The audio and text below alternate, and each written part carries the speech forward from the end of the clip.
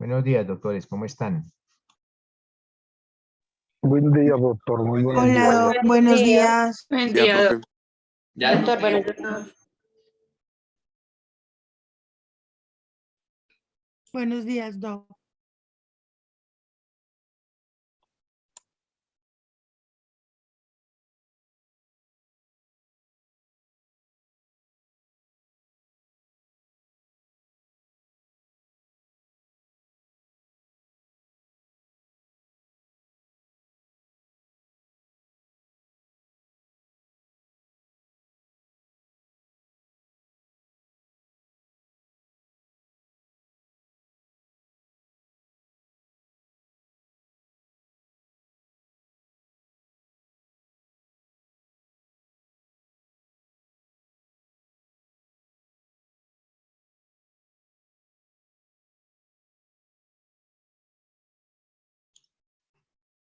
Bueno, mis doctores, ¿en qué tema quedamos el día de ayer?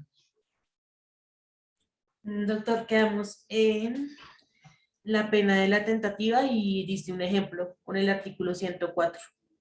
Ah, bueno, perfecto. Y vimos sobre qué delitos procedía la tentativa, ¿cierto? Que Sí, señor. básicamente son los delitos de resultados, salvo las lesiones y eso lo vimos. Bueno, perfecto.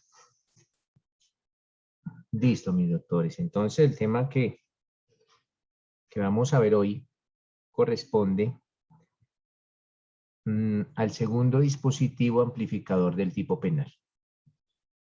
Ya estudiamos el primer dispositivo amplificador del tipo penal, esto es la tentativa. Ya estudiamos la tentativa.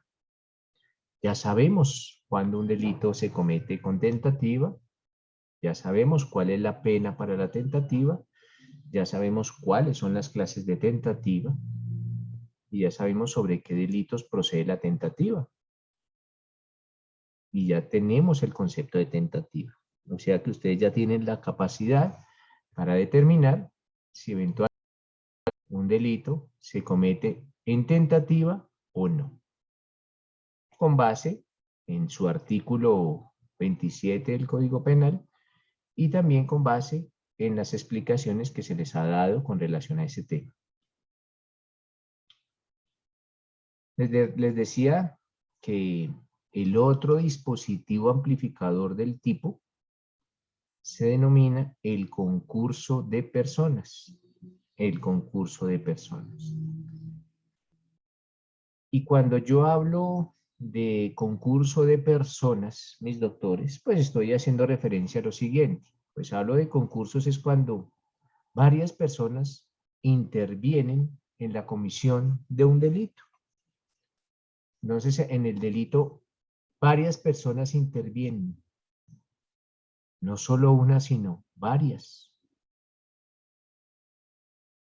Cuando varias personas, doctores, intervengan en un delito, hablamos de concurso de personas. Ojo, concurso de personas. Básicamente, eso es el concurso de personas. Cuando varias personas intervienen en la comisión de un delito. Y ese concurso de personas está consagrado en nuestro Código Penal. ¿En qué artículo? En el artículo 28. Ese artículo 28 nos habla del concurso de personas. Alguien que por favor le dé lectura a ese artículo 28. Bueno, el artículo... Jenny, te escucho, Jenny. Artículo 28. Concurso de personas en la conducta punible. Concurren en la realización de la conducta punible los autores y los partícipes.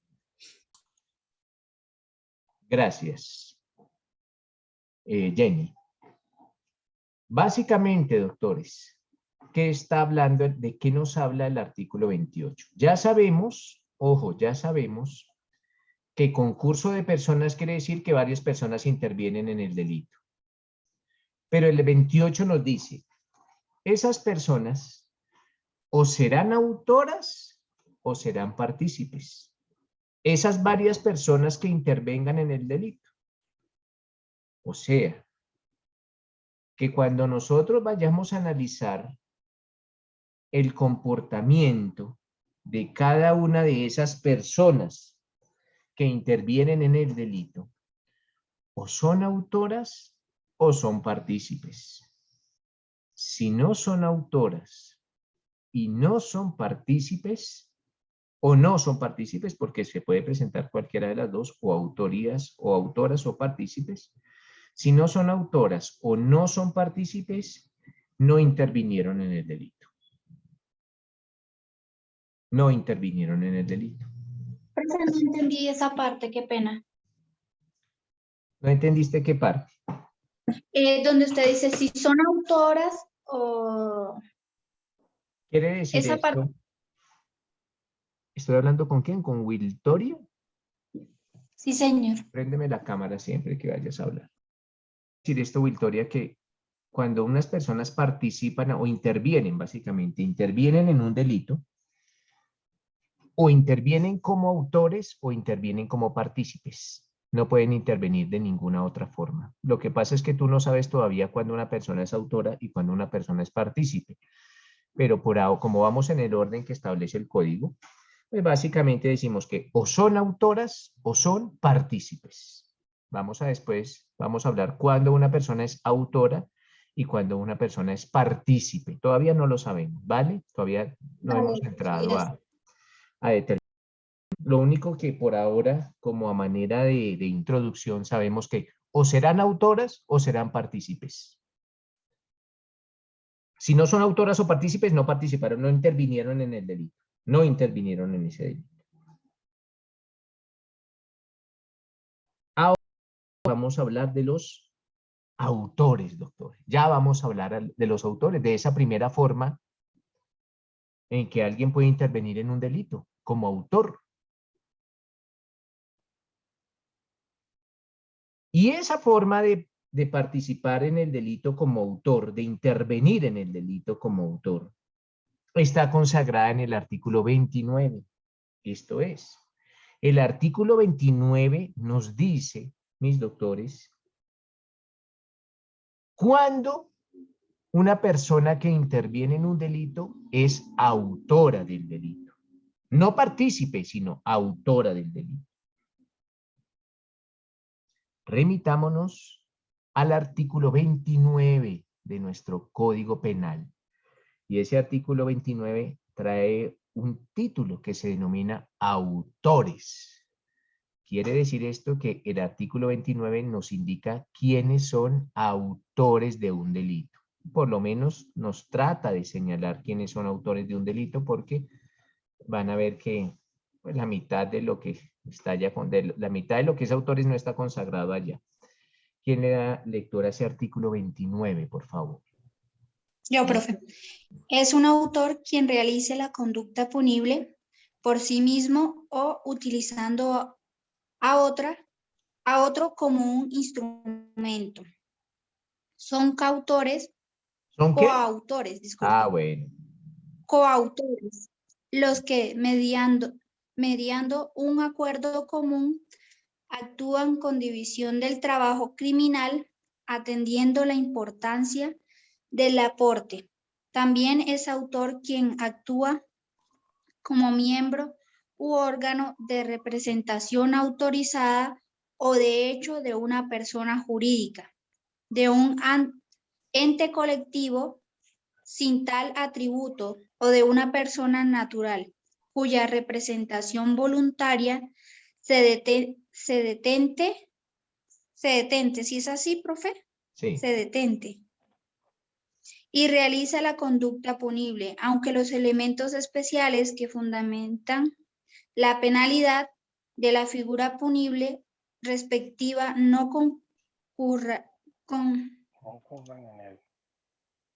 concurran en él, pero sí en la persona o ente colectivo representado. El autor en sus diversas modalidades incurrirá en la pena prevista para la conducta punible. Vale. Entonces, doctores, Cuando hablamos de autoría de un delito, vamos a hablar de 4 grandes temas. Eso que nos leyó Wiltoria es una definición muy vaga o una definición muy abstracta de 4 grandes temas. El primero de ellos se denomina la autoría mediata. Autoría directa.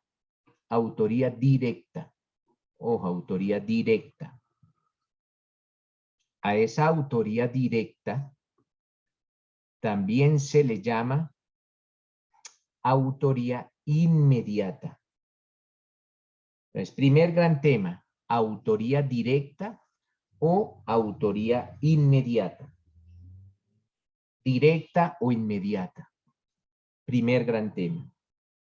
Segundo gran tema, autoría mediata. Ojo, autoría mediata. Tercer gran tema, coautoría. Coautoría. Y el cuarto gran tema se denomina responsabilidad penal en las personas jurídicas. Pero en lo concerniente a representantes legales. En las personas jurídicas. Pero en lo concerniente a representantes legales. Esos son los 4 grandes temas en que viene subdividido el artículo 29 de nuestro Código Penal. Primero, les repito, autoría directa o inmediata. Segundo, autoría mediata. Tercero, coautoría. Y cuarto, responsabilidad penal de las personas jurídicas, pero en lo concerniente a los representantes legales. Y vamos a desarrollar cada uno de estos 4 grandes temas. Antes de hacerlo, es bueno tener en claro lo siguiente. A lo largo de la historia colombiana, mis doctores, a lo largo de nuestra historia, pero no de la historia común y corriente, sino de la historia del derecho penal, se han manejado varias teorías, o básicamente dos teorías, con relación a la definición o al concepto de autor de un delito. Se tenía un concepto hace unos años del código del año 1980 hacia atrás, se tenía una concepción de autor del delito. Del año 1980 a la fecha se maneja otra teoría del concepto de autor. Vamos a tratar de entender esas teorías en relación con el autor. Y esto se denomina teorías de la autoría. Así se denominan, teorías de la autoría. Ojo, cuando yo hable de teorías de la autoría, así el nombre suele ser un poco redundante. Pues estoy hablando a los conceptos que se manejaban antes y al concepto que se maneja ahora de autor. ¿Qué era lo que se entendía antes? ¿Antes de quién? Antes de 1980. ¿Qué se entendía antes de autor y qué se entiende ahora por autor? Son 2 teorías completamente distintas. De estas teorías que se manejó antes de 1980, se denominaba la teoría del concepto unitario de autor. Repito, teoría del concepto unitario de autor. Así se denominaba. Teoría del concepto unitario de autor. ¿Y qué nos indicaba esa teoría del concepto unitario de autor? No importa, no interesa, no tiene nada que ver del cómo una persona intervino en el delito.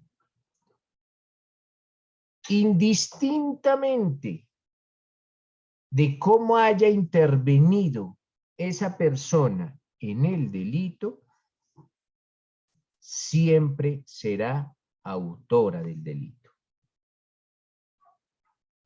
Entonces no miremos qué hizo. Simplemente, ¿intervino en el delito? Sí, es autor. Y punto. Si su intervención fue grande o fue pequeña, no importa. Intervino y punto, es autor. Esa teoría se manejaba antiguamente, ya no.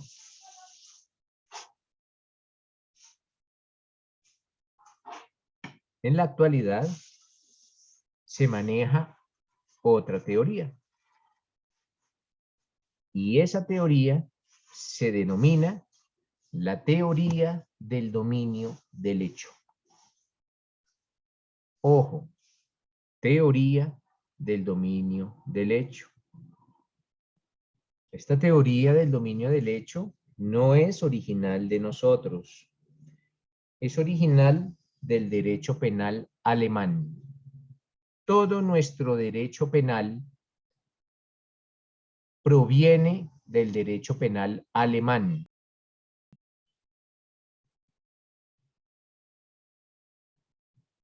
Por eso los grandes cultores o nosotros seguimos a los grandes doctrinantes del derecho penal alemán. Esto es básicamente a Klaus Roxin y en menor medida a un tipo que se llama Gunther Jacobs, un gran maestro, Gunther Jacobs. Pero básicamente nuestra obra de derecho penal, esto es el Código Penal, está basado en el estudio del maestro Klaus Roxin, alemán él. A raíz de que importamos esa teoría del dominio del hecho y es la que se aplica en la actualidad en nuestro ordenamiento jurídico penal, pues vamos a decir lo siguiente. La teoría del dominio del hecho. Ojo, la teoría del dominio del hecho consiste en esa facultad que tiene la persona que interviene en el delito. Ojo, es una facultad, es una atribución, es un poder que tiene esa persona que interviene en el delito. ¿Y qué facultad tiene esa persona? ¿Qué atribución tiene esa persona? ¿Qué poder tiene esa persona? Pues es la facultad de interrumpir, suspender o modificar el delito. Si la persona...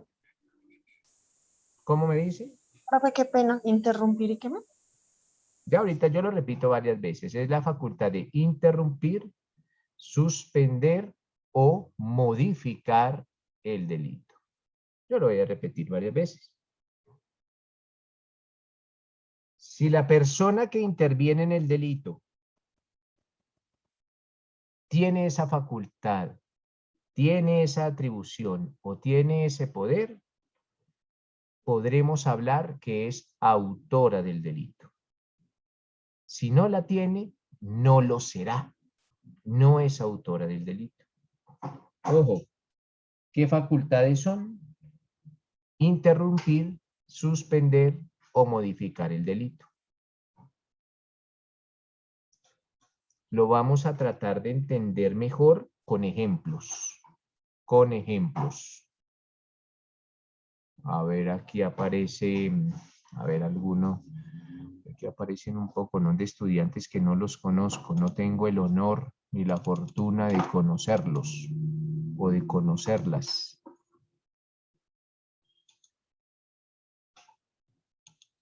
Lady Morales. ¿Quién es Lady Morales? Soy Bueno, Lady.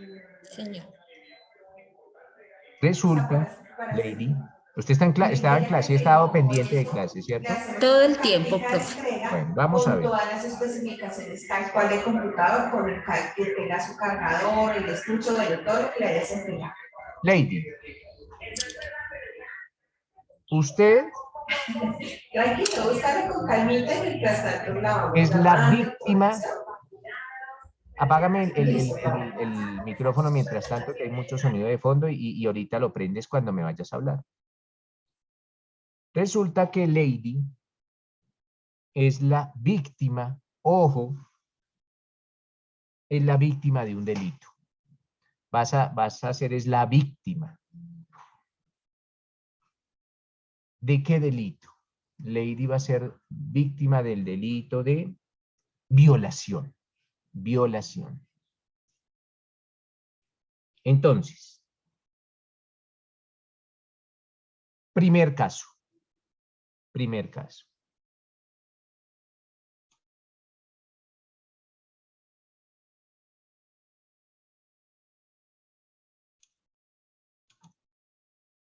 Dos personas, ojo, dos personas deciden violar a Lady. Dos personas deciden violar a Lady. Para tal fin, con el objetivo de llevar a cabo ese delito, esas dos personas abordan a Lady en un sitio solitario. Una de ellas la toma, la abraza muy fuertemente con el objeto de inmovilizarla o con el objeto de reducirla. Eso hace uno de ellos. Y el otro la accede carnalmente. Analicemos, y en todos los casos se debe hacer, analicemos el comportamiento individualmente considerado de cada uno de ellos. Por eso indico qué hizo el número 1 y qué hizo el número 2. El número 1 toma a Lady, la abraza con fuerza, la aprieta para inmovilizarla, para reducirla, y el otro la accede carnalmente. No solo Lady, sino todos nos vamos a imaginar. La teoría del dominio del hecho yo se las había explicado hace un momentico, que es la facultad o la atribución de suspender, interrumpir o modificar el delito. ¿Qué se va a imaginar Lady? Si alguno de ellos dejara de actuar, eventualmente podría cometerse el delito. Entonces vamos a analizar el comportamiento del primero. Si ese primero no actuara, esto es, dejara de abrazar y se arrepintiera y se fuera, dijera, no, la verdad yo ya no quiero cometer el delito, dejo de abrazar y me voy. Eventualmente el delito se cometería. Ahora sí, contéstame, Lady. Pues probablemente, profesor, pero yo tendría la No, oportunidad de probablemente defenderme. sí o probablemente no. Probablemente sí, porque el otro me puede dar un golpe y No, porque quedar... es que yo nunca dije que el otro había dado golpes. Ah, bueno, listo, en ese Solo caso con lo que entonces... dije, solo con lo que dije. No le agreguemos nada No, más. entonces no. Ah, bueno. Ujú. Entonces, ojo, vuélveme y me cierras el micrófono. No le agreguen nada más de lo que yo he dicho. Yo nunca dije de golpes. No, por favor. Entonces, si el primero deja de reducir, deja de someter a Lady, eventualmente el delito no se comete. ¿Por qué? Porque Lady tiene la posibilidad ya de reaccionar de una manera más efectiva, de oponerse. Esto quiere decir que esa primera persona que abrazaba sí tenía dominio del hecho, porque tenía la facultad de suspender el delito, o de interrumpirlo, o de transformarlo. Entonces esa persona sí tiene dominio del hecho, sí la tiene. Si esta persona tiene dominio del hecho, es autora del delito. Ahora vamos a estudiar el comportamiento del segundo sujeto. Si ese segundo sujeto deja de acceder, él puede dejarle de acceder, decir, no, ya no le accedo y el delito se comete. ¿Él tiene dominio del hecho? Sí, claro. Puede Claro tomar que la sí. decisión de no Claro hacerlo. que sí. Claro que sí. Entonces, en el caso Lady, hablamos que esas dos personas tienen dominio del hecho. Y si esas dos personas tienen dominio del hecho, son autoras del delito. Eso en un primer caso. Gracias, Lady. Ahora voy a Gracias a hablar usted. con... A ver quién... A ver si andamos pendiente. ¿Quién es Blanca Jiménez?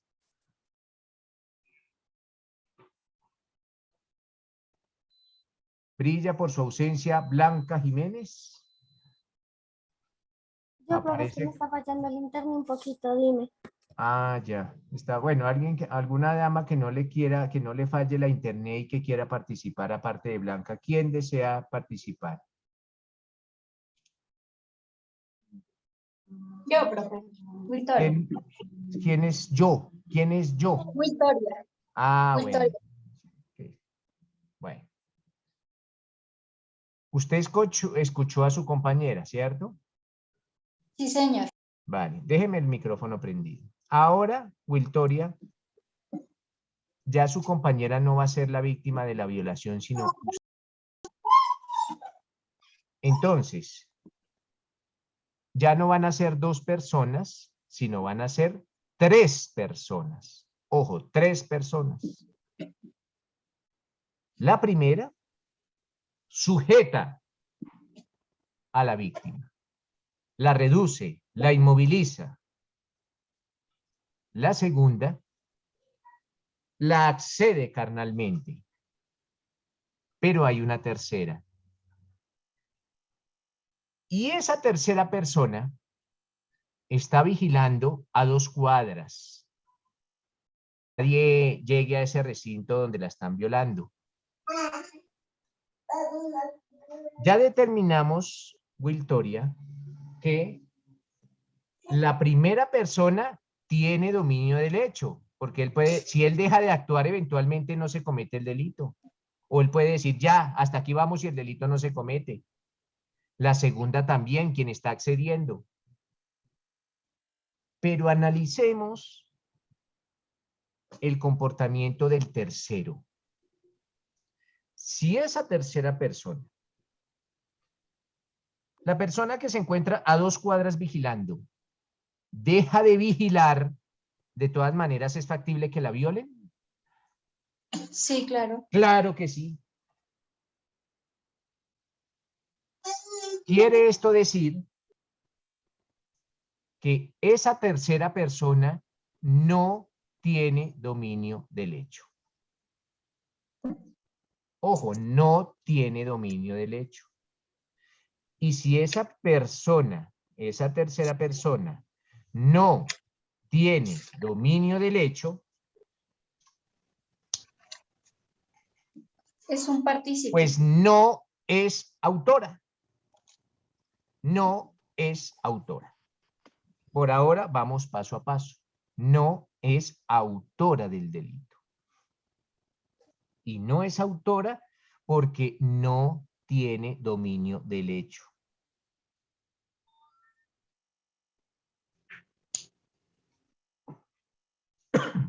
Entonces, ¿cómo determino? Bueno, antes de eso, quiero escuchar alguna pregunta aquí. César Augusto. ¿Alguna pregunta, César Augusto? Sí, señor. Ahí es donde se habla del autor material. No, eso nada Y el tiene que ver y con el eso, nada, eso nada tiene que ver con eso. Estamos hablando de la teoría del dominio del hecho. El autor material ya será después.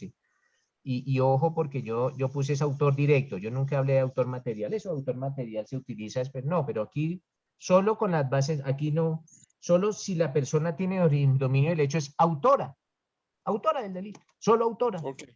Autora, ¿por qué tiene dominio del hecho? Ojo, miren, imaginémonos, para César Augusto, imaginémonos, César, si esta persona tiene la posibilidad de suspender el delito o de modificarlo. ¿Y cómo es modificar el delito? Decir, hombre, mire, nosotros dos estamos violando a esta mujer, pero de pronto esta mujer va y coloca la denuncia y nos reconoce. Entonces ya no vamos a violarla. Ahora la vamos a violar y la vamos a matar también. ¿Para qué? Para no dejar testigos. Entonces modificaron el delito. ¿Por qué? Porque inicialmente pensaban en violar y ahora cambiaron. Ahora cambiaron de violar a violar y matar. Pero entonces siempre pensemos quién tiene ese poder, quién tiene esa facultad. ¿Los dos que estaban ahí o el tercero que estaba a 2 cuadras mirando? Pues el tercero no tiene esa posibilidad, pero los que estaban ahí sí tienen esa posibilidad.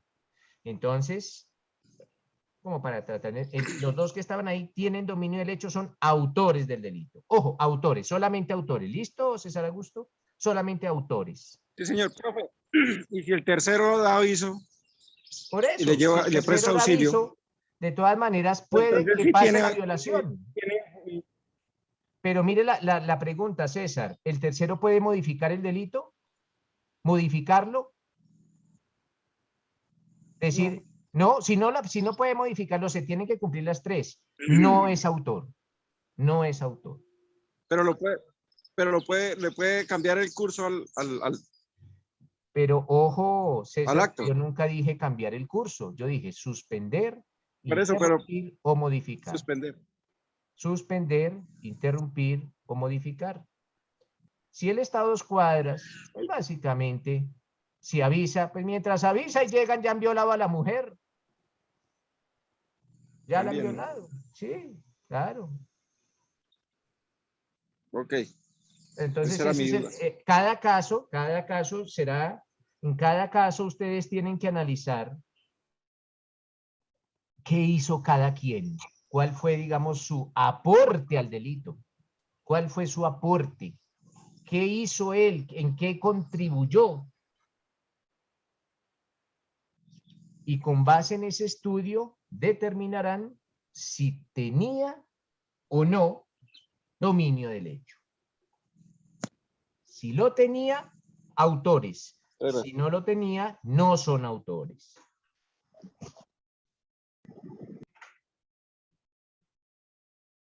¿Preguntas, doctores?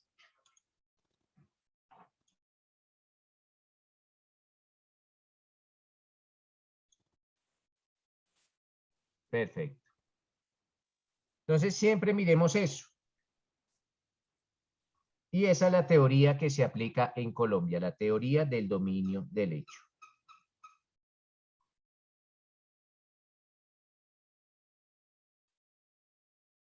¿Qué requisitos implica el dominio del hecho? José Rueda, antes de continuar. Doctor, buenos días. Buenos días. Cuando hablamos de autoría, o sea, yo tenía entendido que la autoría solamente la hacía una sola persona. Cuando se trataba de 2 o más personas, ¿era una coautoría propia? No, eso Abandone todos esos conceptos, José. Todos esos conceptos listo. los vamos a abandonar y vamos a empezar a adquirir unos nuevos conceptos, ¿vale? Por ahora, aunque no hemos llegado a la coautoría, pero ahí vamos poco a poco. Por ahora solo enfrasquémonos en la autoría. Después ya hablamos de coautoría propia y coautoría impropia, pero por ahora solo autoría, ¿vale? Doctor, muchas gracias. Listo. Alfonso. Doctor, una pregunta. Es decir, que es importante que alguna autoridad competente conozca el hecho, ¿no? Si no se conoce el hecho, entonces no se podría exteriorizar. Y la segunda pregunta es, ¿qué pasaría si, por ejemplo, la víctima es una mujer masoquista y, digamos, al principio, pues, se sintió vulnerada por ser violada, pero finalmente sintió placer al tener dicha relación? ¿Qué pasaría allí? Indistintamente si siente placer o no siente placer, es si quería o no quería, si ella prestó su consentimiento o no prestó su consentimiento. Si no prestó su consentimiento, será una violación. Así haya sentido placer con la violación, no prestó su consentimiento. La violación es, la violación es básicamente ejercer fuerza, pero si se fuerza, ya sea fuerza moral o fuerza física o moral o psicológica, pues no habrá una violación. Pero siempre, mis doctores, siempre analicen el comportamiento de cada una de las personas que intervinieron en el delito, siempre. Por eso cuando ustedes observan que las autoridades capturan a lo que ustedes denominan, lo que se denomina por parte de la justicia, bandas criminales o estructuras criminales, tiene que informar la fiscalía qué hizo cada uno de ellos, cuál fue su aporte a los delitos o al delito, cuál fue su intervención, qué hizo o qué dejó de hacer.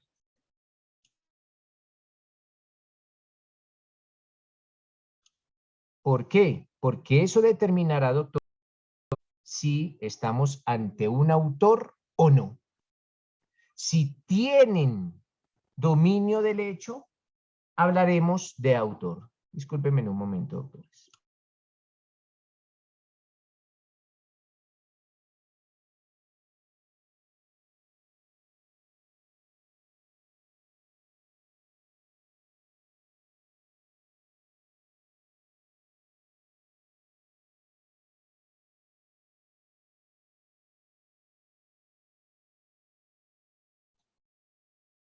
Entonces, siempre se tendrá que analizar el comportamiento de cada una de las personas que intervienen en el delito individualmente considerado. Y si de ese comportamiento se extrae que tenían dominio del hecho, serán autores. Si no, no son autores del delito. ¿Qué requisitos, aparte del dominio del hecho, se necesita para establecer que una persona es autora del delito? Primero, que la persona realice su aporte en el momento en que el delito se comete. Ojo, en el momento en que el delito se comete. Ni antes ni después. No. Antes y después no son autores. Por eso, abandonen de su mente, por favor, nunca los quiero escuchar hablar de autores intelectuales. Eso en el derecho penal ya no existe. Eso no existe en nuestro derecho penal. ¿Existió en alguna época? Claro que sí, pero ya no. Mis alumnos no pueden hablar de autores intelectuales o si no me hacen quedar como un cuero ante la comunidad jurídica. ¿Eso existió en alguna época en nuestra historia del derecho penal? Sí, pero en la actualidad no. De hecho, no existe a partir del año 2000, discúlpeme, el año 2000. Llevamos 21 años en que abandonamos esa figura. Eso no existe. ¿Por qué? Porque si ustedes le aplican un poco de lógica, el autor intelectual aporta antes del delito, antes. Por eso el que cranea todo. Y no, y nosotros ya sabemos que el autor tiene dominio del hecho, pero el dominio del hecho implica aportar cuando el delito se está cometiendo. Cuando se está cometiendo, no antes ni después. Primero.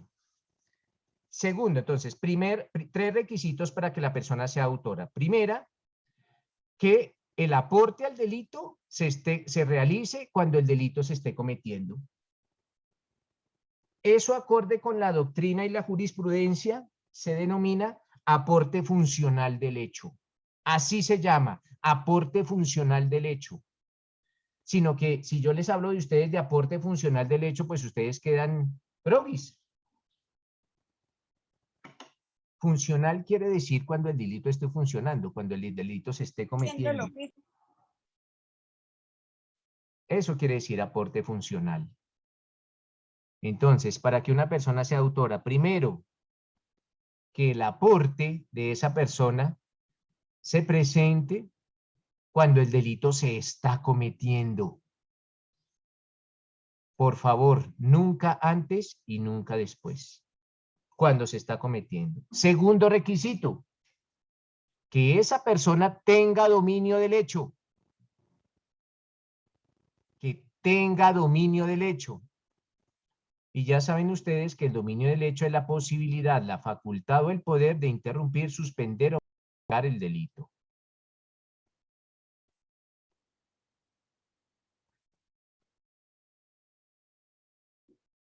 Y tercero, que el aporte sea esencial o importante.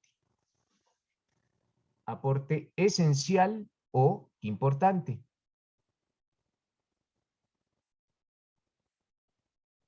Si la persona no cumple con estos tres requisitos, ojo, con los tres, no con alguno de los tres, sino con los tres, no es autora. No podemos decir que es autora. ¿Me repite el tercero, por favor? Tercero, que el aporte sea esencial o importante. Gracias.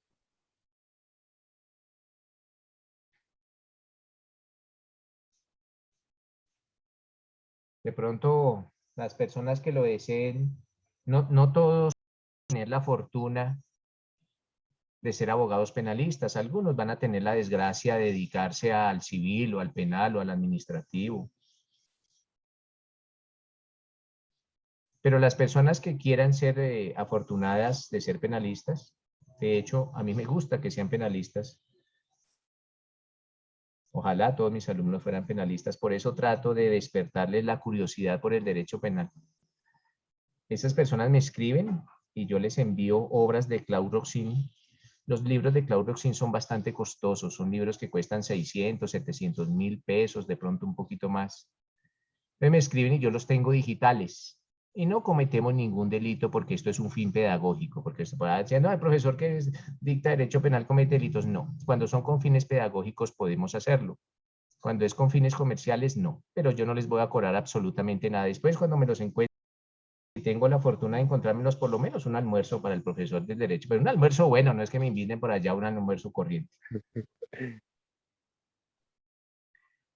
Entonces, doctores, volvemos. Entonces me recuerdan, doctores, y la verdad es porque suelo olvidar. Yo después de que me desconecto de clase empiezo mis labores rutinarias y uno se le olvida esta cuestión. Me recuerdan, me escriben y yo les envío con mucho gusto no solo la obra de Claude Roxin, sino lo que vaya adquiriendo así y lo que considere de especial interés las personas que quieren ahondar en este conocimiento del derecho penal. Esto es de leer, esto es de leer. Yo llevo 25 años leyéndolo y escasamente lo conozco, pero bueno. Entonces, repito, doctores, para que una persona sea considerada autora del delito, tiene que cumplir esos tres requisitos. Primero, que el aporte que está brindando esta persona se cometa cuando el delito se está cometiendo. Segundo, que tenga dominio del hecho. Ustedes ya saben con base en los ejemplos cuando una persona tiene dominio del hecho. Y tercero, que el aporte sea esencial o sea importante. Eso lo dirá el estudio de cada caso.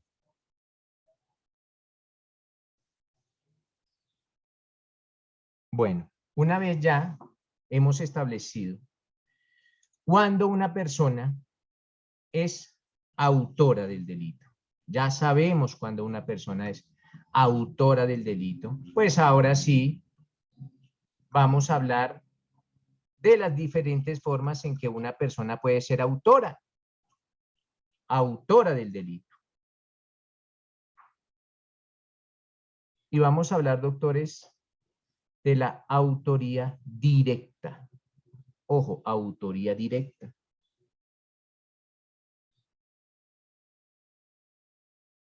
A esa autoría directa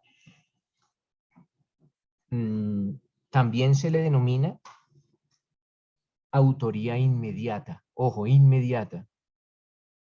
Entonces, en algunos libros o en algunas obras encontrarán el concepto de autoría directa o en otros autoría inmediata, pero pues básicamente están haciendo referencia o están haciendo alusión a lo mismo. Cuando se hable de inmediata o directa, es lo mismo.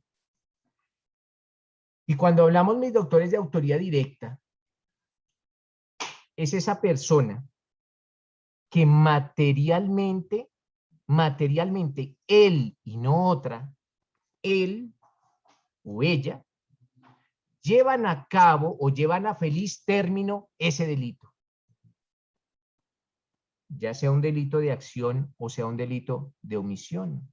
Pero fue esa persona, no fue otra. Esa persona propiamente fue, digamos, su propia mano, para utilizar términos del derecho civil. Fue por su propia mano, fue él y no otro.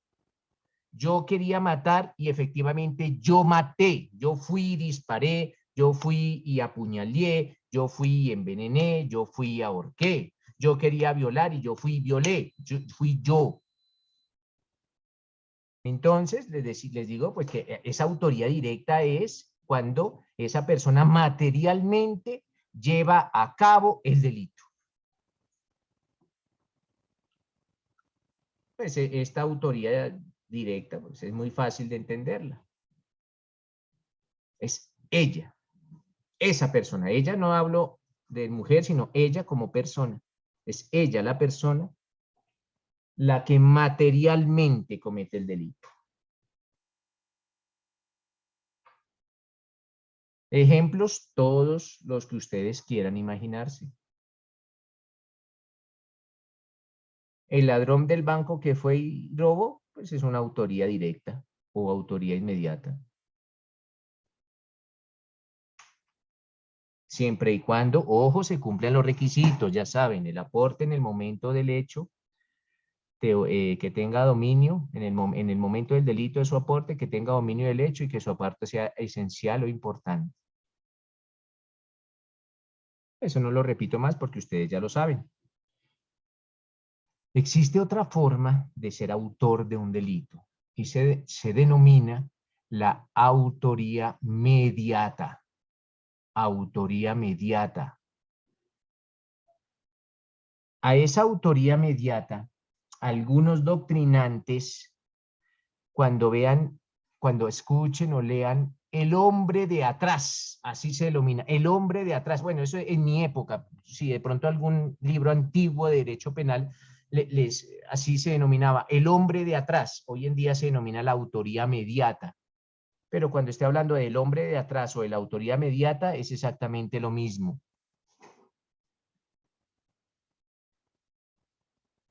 Y hablamos de autoría mediata, mis doctores, y se considera como autor mediato a esa persona que lleva a cabo un delito valiéndose de una tercera persona. Y esa tercera persona es utilizada como instrumento.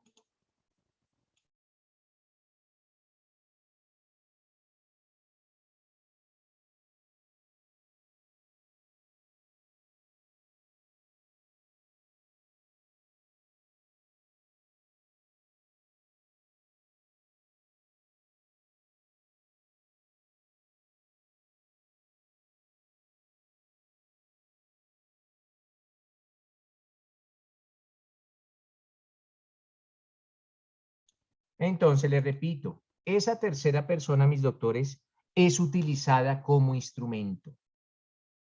El autor se vale de otra persona y esa otra persona es utilizada como instrumento. ¿Y cómo puede utilizarse a esa tercera persona como instrumento? Eventualmente, mediante una amenaza, mediante un engaño, o de pronto aprovechando algún estado de inmadurez psicológica que tenga esa persona. Un ejemplo. Yo le digo a un amigo, vaya y reclame un dinero que me deben. Y resulta que ese dinero era producto de una extorsión. Esa persona, este amigo que va y reclama el dinero fue engañado. O le digo al bobo del pueblo, vaya y reclame el dinero. Pues hombre, esta persona, estoy aprovechándome de esa inmadurez psicológica o de esa falencia mental que tiene ese tercero. Lo estoy utilizando como instrumento, pero yo estoy detrás de él. Por eso la antigua doctrina lo denominaba el hombre de atrás. Yo utilizo a esa persona como instrumento. O amenazándola.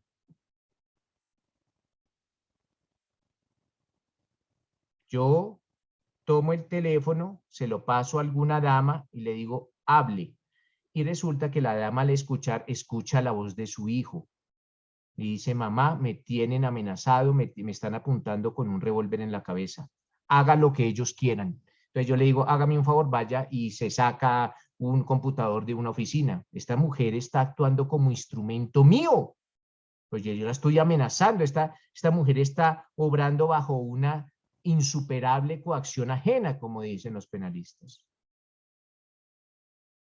Pero básicamente estoy utilizando a un tercero como instrumento. Paola. Buenos días, doctor. Digamos, me surge como otro ejemplo, y digamos es que el esposo engañó a la mujer, y la mujer, digamos, para desquitarse, contrata a un sicario. Ahí también podría valerse de ejemplo. A ver. Al contratar a esta tercera persona. Ojo, lo que yo dije anteriormente. ¿El sicario obra amenazado? No. Ah, ok. ¿Engañado? No. ¿El sicario tiene alguna deficiencia mental que no sabe que lo que está haciendo es delito? No. Ah, bueno, entonces no hablamos de autor mediato. No. Okay. ¿Por qué? Porque, ojo, porque no, esa persona, yo dije que esa persona es utilizada como instrumento. Ese tercero que yo utilizo no sabe que está cometiendo un delito, o si lo está haciendo bajo una amenaza o una coacción insuperable. El sicario no, el sicario quiere hacerlo, de hecho, también. Ese es su trabajo. Él no está obrando ninguna coacción ajena, ni estoy aprovechando ninguna inmadurez psicológica, ni lo estoy engañando. No, ese caso no, pero lo vamos a ver más adelante, ese caso de qué se trata. Tranquila.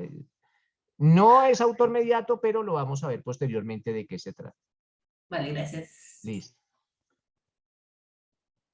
Entonces, les digo, mis doctores, que el autor mediato, nuevamente, es a esta persona que lleva a cabo el delito utilizando a otra persona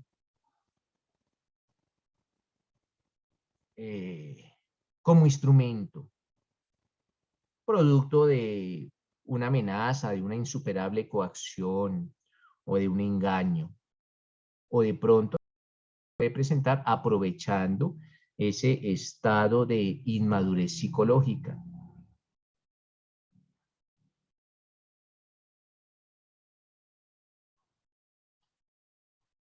¿Ese autor mediato tiene dominio del hecho? Y la respuesta es sí tiene dominio del hecho. Porque él puede eventualmente dejar de utilizar a ese tercero como instrumento y el delito no se comete. Por eso es autor. Por eso es autor, sino que se denomina autor mediato. Entonces ya hemos visto dos clases de autores.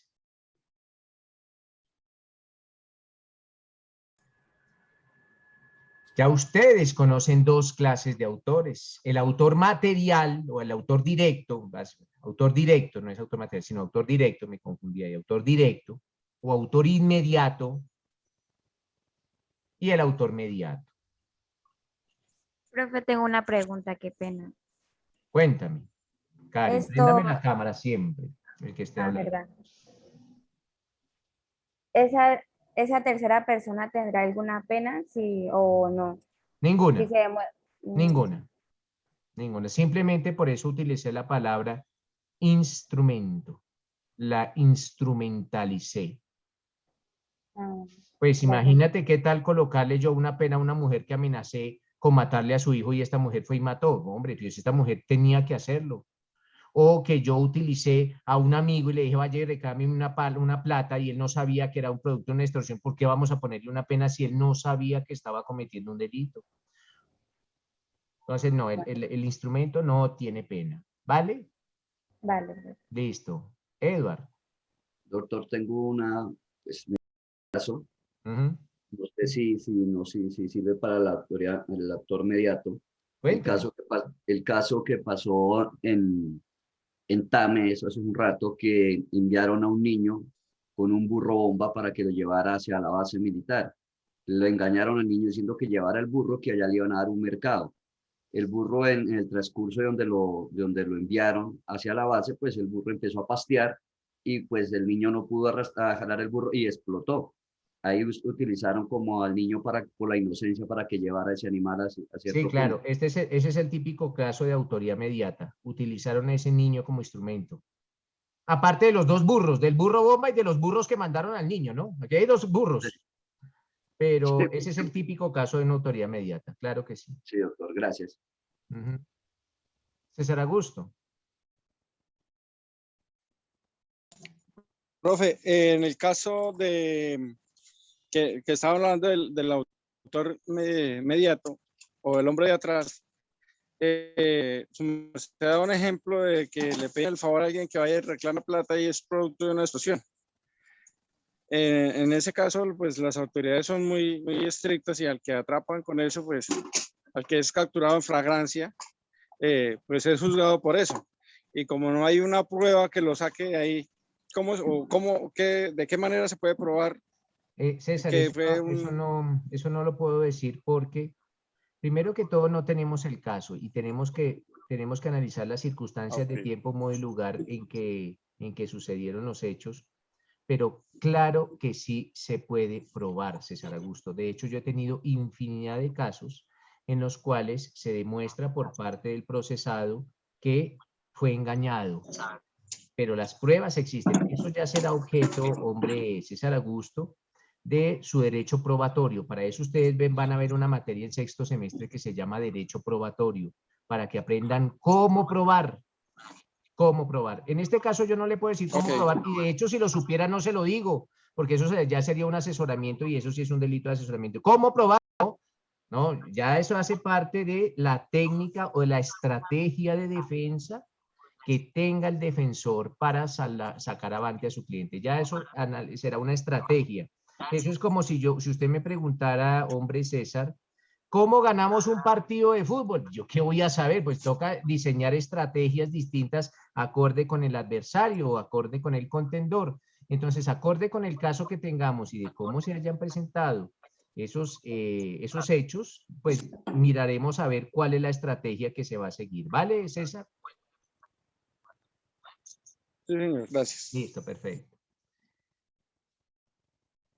Entonces, doctores, como clases de autoría mediata,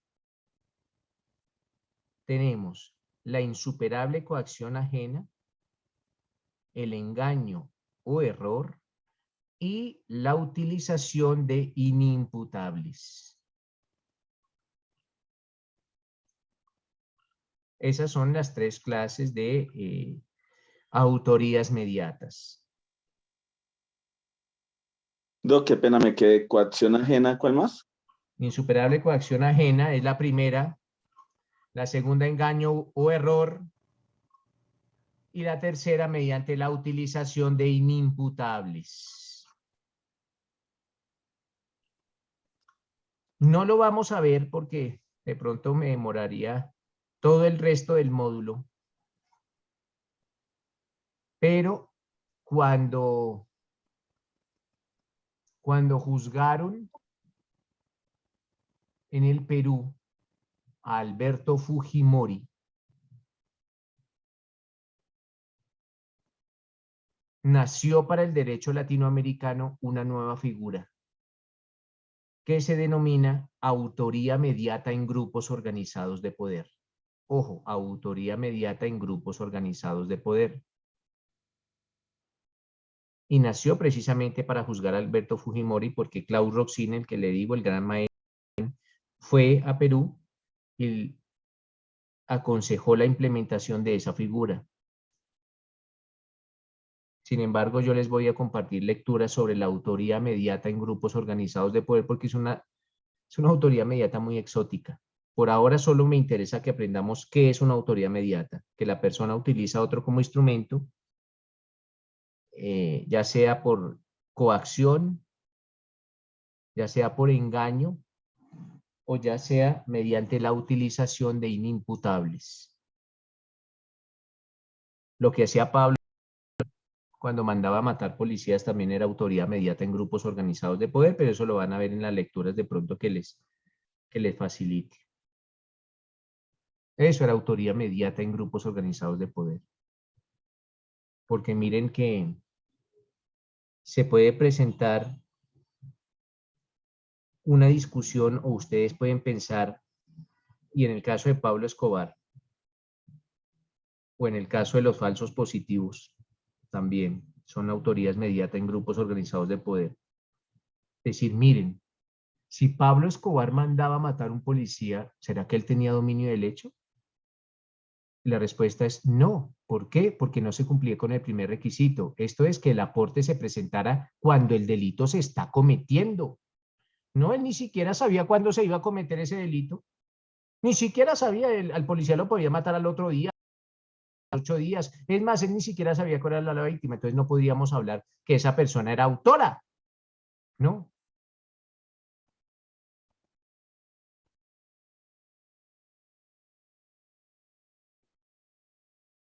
Entonces, a solucionar ese problema que se generó, y se generó básicamente con Alberto Fujimori con algunas desapariciones. Por eso les dije que sale a la luz jurídica o se crea esa figura para el derecho latinoamericano, para el derecho penal latinoamericano. Surge esa figura de la autoría mediata en grupos organizados de poder, pero tranquilos, no se afanen que yo les voy a dejar una pequeña lectura entre 100 y 150 hojas sobre autoría mediata en grupos organizados de poder. Los españoles y los alemanes son las autoridades sobre autoridad mediata en grupos organizados de poder y de ser posible les enviaré algunos seminarios sobre Miguel García de Conyedo, que es un gran penalista español, una conferencia que tuvimos hace unos años sobre esa figura de autoría mediata en grupos organizados de poder. Pero por ahora no nos compliquemos. Es como cuando me preguntaron sobre la teoría de la imputación objetiva. Esos son temas de especialización o son temas incluso de maestría. Pero y la autoría mediata en grupos organizados de poder también lo es. Pero existe. Ahora, mis doctores, mire, ya sabemos qué es el autor directo o autor inmediato y ya sabemos qué es el autor mediato, también conocido como el hombre de atrás. Hombre de atrás. Ya sabemos y conocemos de esas dos formas de autoría.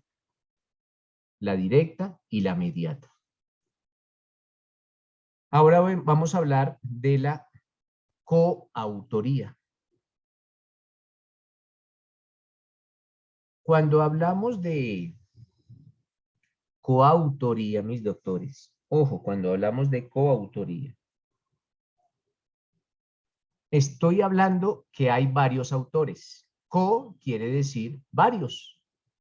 Y autoría, pues autores. Varios autores. Acordémonos del caso de la violación de la chica, que yo coloqué una chica como la víctima de una violación. Pues esas personas que eran autores, como eran dos, son coautores. Coautores. Entonces, partimos del presupuesto, doctores, que cuando hay varios autores, hablamos de coautoría. Como primer presupuesto, son varios para la coautoría. Varios autores, igual coautoría. Coautoría, varios autores. Pero sobre la coautoría, pues inicialmente, es cuando hay varios autores. Pero esos autores, para que se presente la coautoría, se deben presentar algunos requisitos. Ojo, pero ya voy a hablar de los requisitos de ¿qué? De la coautoría. De la coautoría.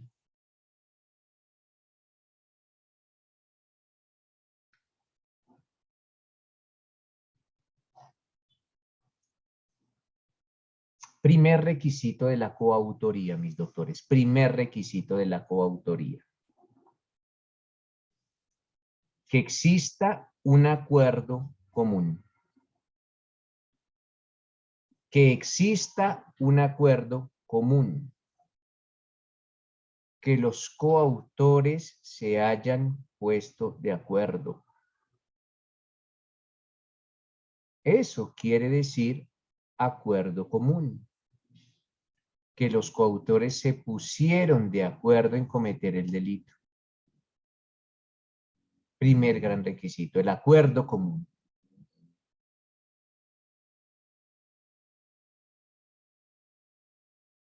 Segundo requisito.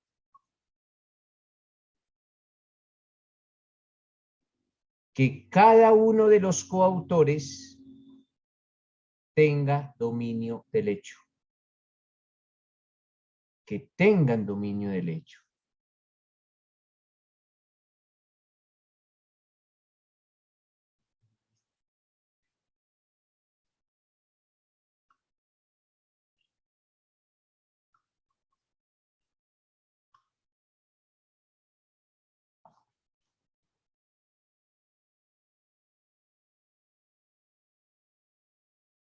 Existen, doctores, dos clases de coautoría. Ya esos son los dos requisitos. Primero, el acuerdo común y segundo, el dominio del hecho. Ojo, entendido el dominio del hecho como, bueno, también coloquémoslo ahí porque es importante, que el coautor preste su colaboración al momento de la ejecución del delito,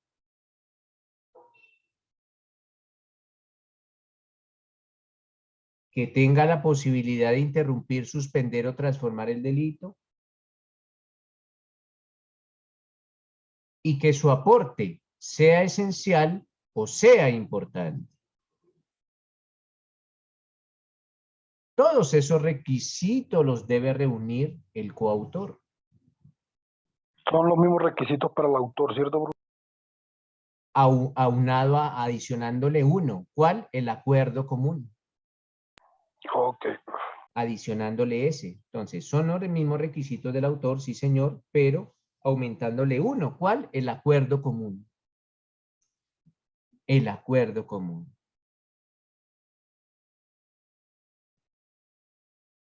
Existen, mis doctores, dos clases de coautoría. La primera se denomina la coautoría propia. Ojo, coautoría propia.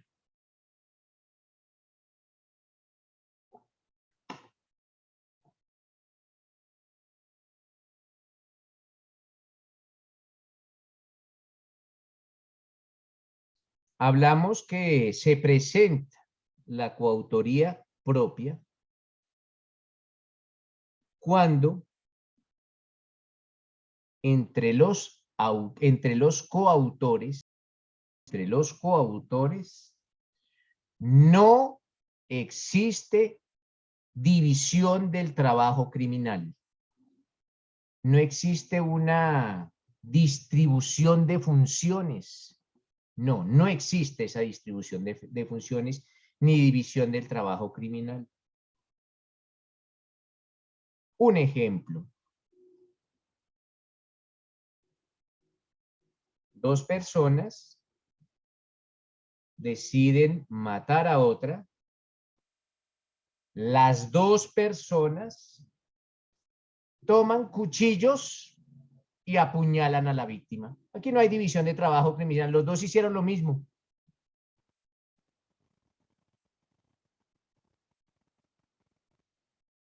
Los dos mataron con sus puñaladas. No existió división del trabajo criminal.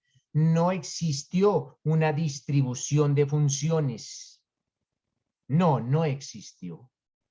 Y cuando no existe esa división de trabajo criminal, o cuando no existe esa distribución de funciones, pues hablamos de coautoría propia.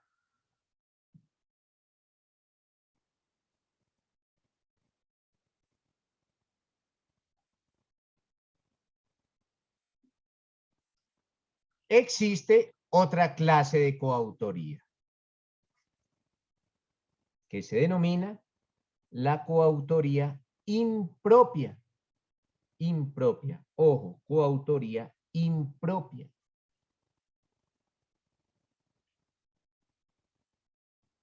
Y esa coautoría impropia, mis doctores, se presenta cuando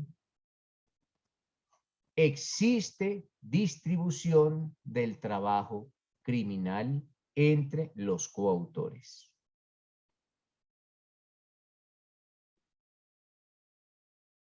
Entonces, volvamos al caso de la violación. Mientras uno sujeta a la víctima, el otro la accede. Aquí hay distribución de funciones, división del trabajo criminal. Entonces estamos ante la figura de la coautoría impropia. Los 4 malhechores que van al banco y mientras uno amenaza al guarda de seguridad, el otro desocupa las cajas, las cajillas del banco. Aquí hay división de funciones, división de trabajo. Ese es el típico caso de la coautoría impropia.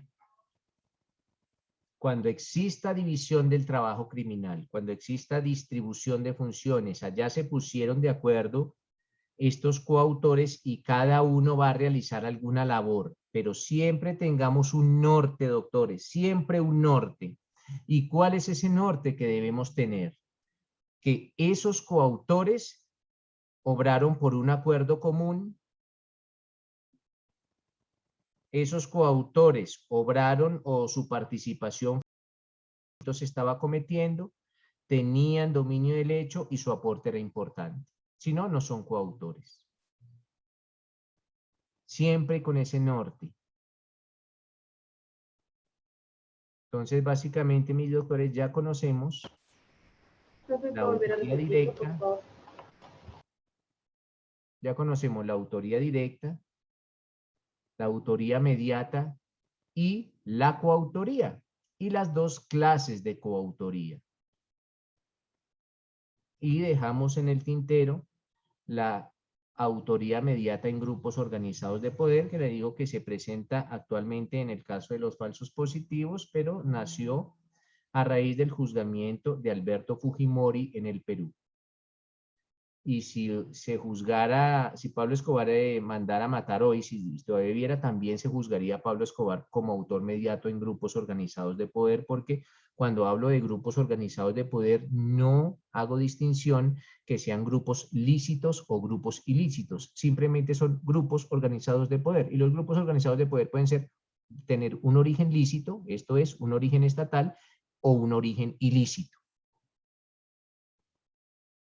Las BACRIM, antiguas BACRIM, o hoy en día los grupos armados organizados, como se llaman las GAO, acorde con nuestro Código Penal, son grupos, son estructuras organizadas de poder.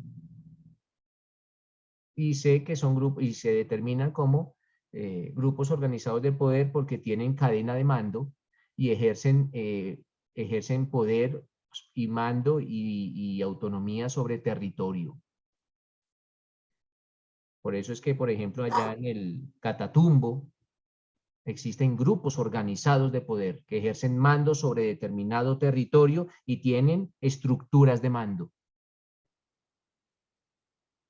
¿Que son de origen ilícito? Claro que son de origen ilícito e ilegal, pero son grupos organizados de poder. O las guerrillas, o los paramilitares, todos eran grupos organizados de poder.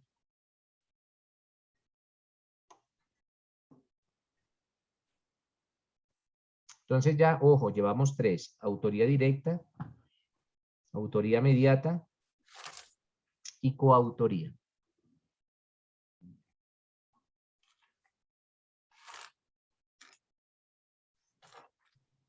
Ahora voy a hablar, mis doctores, de...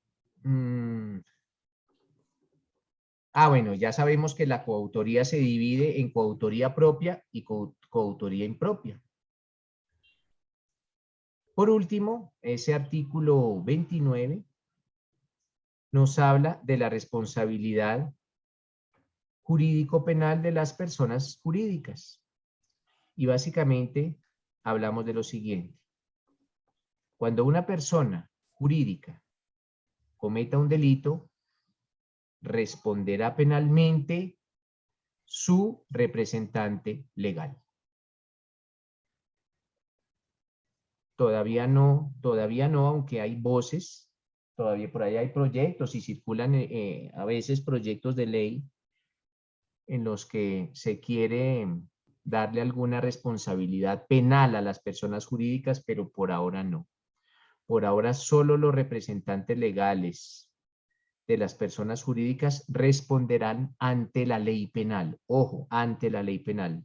Diferenciémoslo de la ley civil. Ante la ley civil sí, pero ante la ley penal es solo las personas, los representantes legales de las personas jurídicas.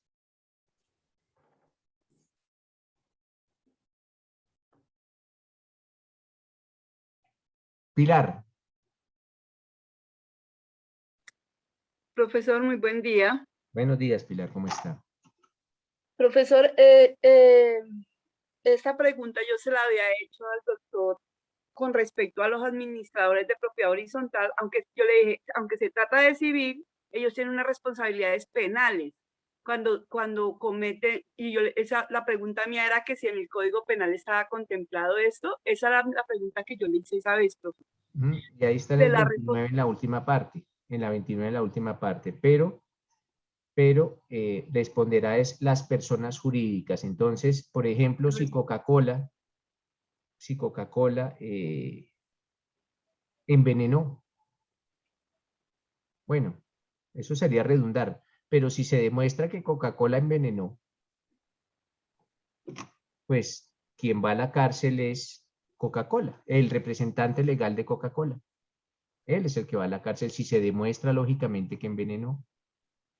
No podemos mandar a la cárcel a Coca-Cola. No, mandamos a la cárcel, en caso tal que se demuestre, al representante legal de Coca-Cola. Entonces sí está consagrado, Pilar, pero en la última parte de nuestro artículo 29, en el que se dice que las personas jurídicas no tendrán ninguna responsabilidad, pero sí penal, pero sí sus representantes legales. Sí, lógicamente, si se demuestra, ojo, si se demuestra que estas personas eran autoras del delito. Esto es, que cumplían con todos y cada uno de los requisitos de la autoría. ¿Vale, Pilar? Ok. Bueno, profe. Sí, Sí, profe. perfecto. Wiltoria, te escucho. Profe, en este caso, pero pues, o sea, yo pienso que sería algo injusto con la persona, con la representante, ¿no? Porque qué tal si él no tiene nada que ver, si no fueron los que están a cargo de él, por lo menos los otros empleados. Claro, Wiltoria, pues que lo demuestre en juicio. Es que yo estoy hablando, es que siempre, es que yo no estoy diciendo que siempre que una persona cometa un delito, no. Es en estos casos, si el representante legal demuestra que la culpa fue de otras personas, pues tendrá que demostrarlo así en el juicio. Y pues se hallará responsable a esas otras personas. ¿Ya? Todo es materia de lo que las pruebas le indiquen al juez. Esto no son camisas de fuerza que en todos los casos no. Siempre con base en las pruebas. Si las pruebas indican que el representante legal no tuvo ninguna participación, esto es que esas funciones estaban delegadas a otras personas, pero así se tendrá que demostrar. Así Vale, listo, profe. las pruebas le tendrán que indicar eso al juez. Gracias, profe. Vale. Profe, ¿me regala la definición de cuando una persona jurídica cometa un delito, será castigado el representante legal? Ahí está, pero la definición me la está dando usted, Wilson. Sí. ¿Cómo me No, apena es que algo que me está dando? Esa es la definición, es esa. Sí, esa era para confirmar, gracias. Ah, bueno, listo. Entonces, él quería dar una confirmación de la descripción.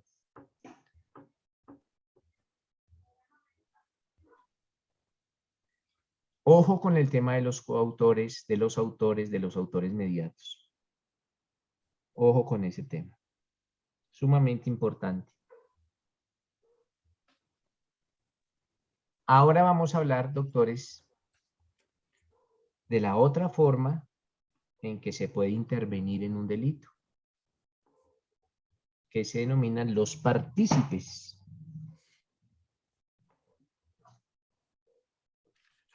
Y esos partícipes están allá relacionados en el artículo 30 de nuestro Código Penal.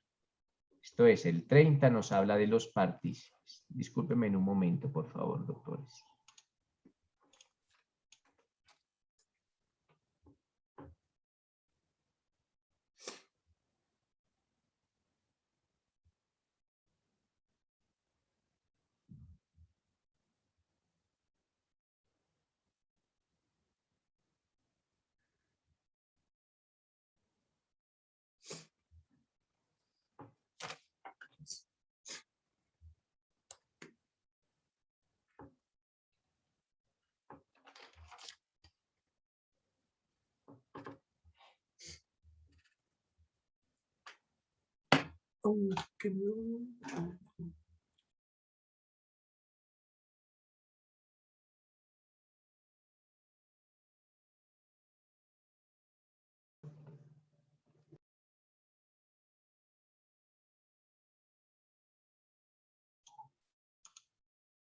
Listo, mis doctores. Entonces vamos a hablar de los partícipes.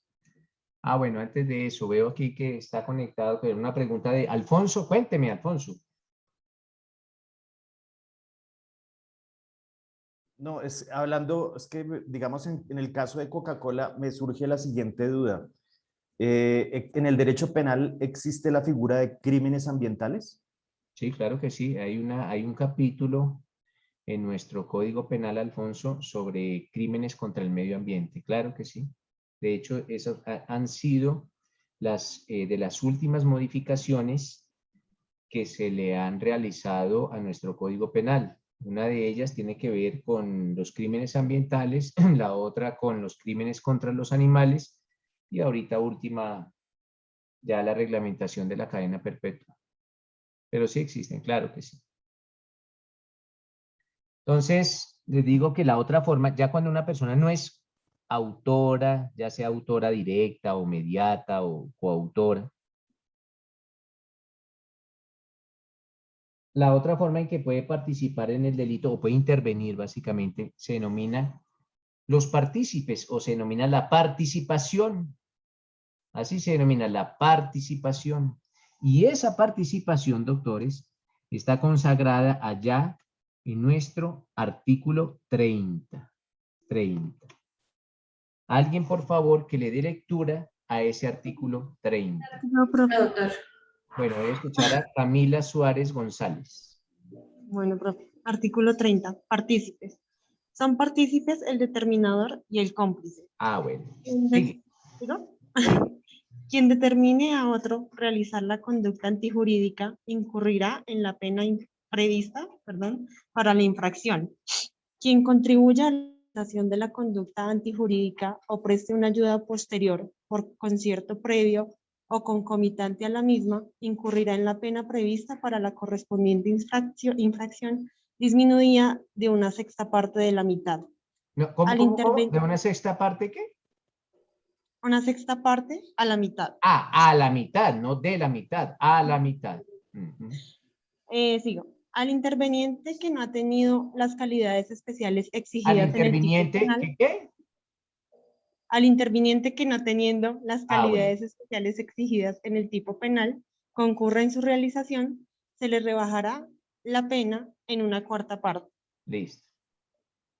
Ustedes se fregaron conmigo porque yo me memorizo los artículos. Yo sí me los memorizo.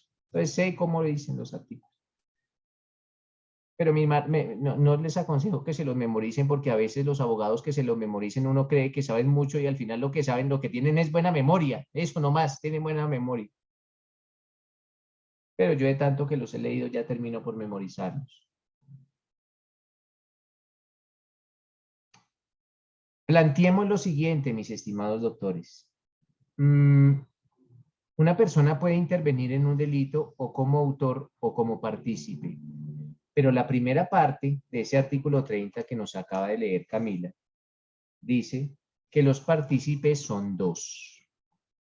Uno se denomina el determinador y el otro se denomina el cómplice. Esos son los partícipes. El determinador y el cómplice. Entonces, autores, ya saben que existen autor directo, autor mediato, coautores.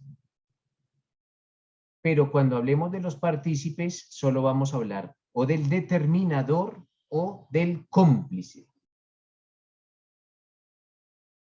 El lunes, mis doctores, vamos a ahondar en los conceptos de determinador, cómplice e interviniente, que es la última forma de intervención que está allá en el último inciso de ese 30. El interviniente. Pero el interviniente básicamente no es un partícipe, pero lo incluyeron allá. Y vamos a hablar de cuándo una persona es determinadora, cuándo una persona es cómplice del delito y cuándo una persona es interviniente del delito. Pero ojo, ya no vamos a hablar de autores. Ya estamos hablando de partícipes. Doctores, espero que la clase haya sido de su agrado. Discúlpenme, la termino, pero estoy un poco malo de la garganta y se me va la voz y ahí sí no puedo hacer audiencias ahorita y terrible. Entonces voy a tratar de conservarla. Y ojo, el día de mañana es nuestro examen. No sé cómo vaya a ser, la verdad no lo he planeado. Esperemos que igual va a ser algo muy sencillo. Espero que haya sido del agrado de su clase. Me recuerdan los que quieran el material y no más, un feliz resto de día y nos vemos mañana, doctores. Doctor, muchas gracias, profe. ¿Tenemos otro correo para el material? No, me escriben al WhatsApp. Me escriben al WhatsApp. Perfecto, doctor. Me escriben al WhatsApp, ahí está mi número porque mi número está ingresado ahí al grupo y me dice, mire, yo soy fulano de tal, quiero leer ya, con mucho gusto. Pero no lo pueden enviar al grupo. Sí, es que no sé si todos en el grupo lo quieran, entonces, pero bueno, de pronto sí, claro. Que me informes canalizado. De mi parte lo quiero, profesor. Gracias, doctores. Feliz tarde. Hasta luego, profe. Hasta luego, profe.